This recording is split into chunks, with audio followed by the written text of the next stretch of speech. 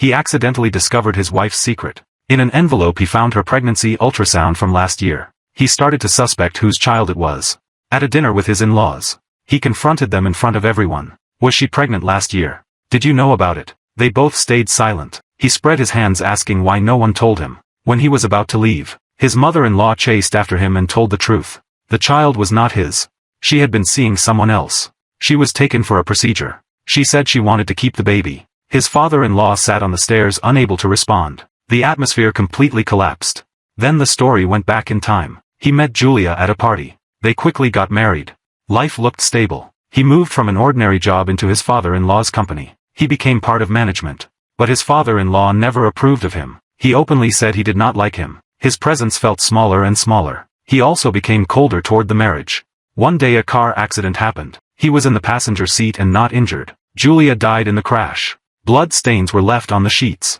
Emergency marks were everywhere. He went to a vending machine to buy chocolate. The chocolate got stuck in the slot. It would not drop. He went to ask the nurse station. He was told the machine belonged to an outside company. He needed to contact maintenance himself. He returned to the luxury home. He faced the empty space inside. There was a repair note from his wife on the fridge. He never dealt with it. He ate something randomly. The house was completely silent. He could not sleep all night. The next day the funeral was held. He showed no clear emotion. He tried to make himself cry in the mirror. But he could not. He went back to his study. He began writing complaint letters. In the letters he wrote about his past with his wife. His tone gradually became more complex. He mailed the letters to the company. His father-in-law came to his house. They met briefly. Then he went back to work. As if nothing had happened. His secretary expressed condolences. He only asked for documents and kept working. He held meetings and handled business. His father-in-law learned he returned to work. He took him to a bar to talk. His father-in-law tried to comfort him. He also expressed long-held acceptance of him. But he changed the subject, talking about the bar environment and prices. His father-in-law mentioned tree pests, saying the gardener should handle it. On the subway he met a stranger who started talking. He responded casually. Later he approached the man himself, and spoke his true feelings. He said he did not love his wife. The man asked him about his feelings. He suddenly triggered an alarm and caused chaos. He was taken to the police station. Because of his recent loss he was released. His parents suggested he rest at home. He refused. He began observing everyday details. Suitcases and airport security weapons sparked imagination. He wrote these into complaint letters. One night a call came in. It was a woman from customer service. She responded to his letter. They had their first long phone call. She asked if he had someone to talk to. At the end she switched back to service tone. He became curious about her. He tried to look up her name but the computer failed. During dinner at his father-in-law's house the phone rang again. He left early to continue the call. On the way home he kept talking to her. He wanted to meet her. But the woman on the phone told him to stop. He still drove away. The next day he acted strangely. He removed the bathroom door at work. Then he went to the vending machine company, trying to meet the customer service woman. But they never met. He returned home and kept destroying things. He took apart his wife's coffee machine. He called customer service again. The woman warned him not to go to the factory, saying it was dangerous. The woman on the phone had already been watching him. She was reading his complaint letters. He kept talking with her frequently on the phone. He gradually became dependent on her. He continued dismantling things in his house, using the home as an outlet. His father-in-law noticed his abnormal behavior. Company projects were completely stalled. Meetings and work were affected. His father-in-law decided to temporarily remove him from the company. After leaving he wandered without direction, holding a magazine in his hand. He passed a demolition site. He saw workers tearing down a house. He offered to join. He even paid to participate. He directly joined demolition work. He became deeply focused during destruction, releasing emotions through breaking things. That night Karen came to his home for the first time. She observed his house. They began talking. She suggested visiting her home. At Karen's house, he showed indifference to the environment. Karen talked about her boyfriend. Her tone was sarcastic. They began more direct conversation. He expressed his true feelings about marriage.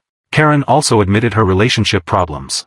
They slept separately that night. The next day he met Karen's son. The boy was aggressive. Conflicts kept happening. He tried to control the situation, but it only made things worse. He took the boy to handle firearms. His emotions became more chaotic. The boy accidentally fired a gun. It hit protective gear and no one was hurt. Both of them became strangely excited. He formed a certain connection with the boy. He also began listening to the boy's music. On the subway he listened to music. His emotions became calmer. On the company side his father-in-law continued managing the foundation. He was completely pushed aside. His father-in-law lost patience with him. He was told to stop participating in work. He wandered the streets observing the world, noticing overlooked details. He stayed at construction sites, continuing demolition work, releasing emotions through violent labor. At night he returned to the empty house, facing everything his wife left behind. His emotions began to build up. Karen appeared again. Their relationship became more stable. She began bringing him into her life. He met Karen's son. The boy was emotionally unstable. His behavior was extreme. Conflicts continued. But a strange trust formed. He tried to discipline the boy, but realized he was not mature himself. He brought the boy into dangerous activities, including gun testing. An accident happened, but no serious harm occurred.